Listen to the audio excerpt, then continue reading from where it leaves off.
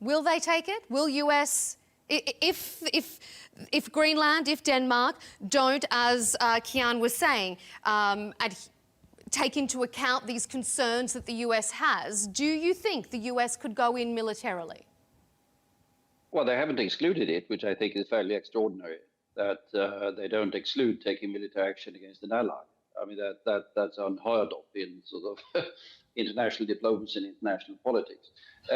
If you talk about the US concerns, I must confess that I have some difficulties understanding that. They talk about, President Trump talks about sort of Russian and Chinese ships all over the place. There's nothing of the sort. No one has seen this particular Russian and Chinese ships except himself.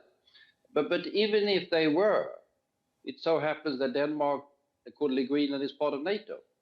We have a joint defense commitment. Even Sweden, as a matter of fact, on paper, has a commitment to help with the defense of Greenland if there were to be any threat that is credible. If there were a threat, if there were a security situation, you bring it into NATO, you bring in the forces that are necessary.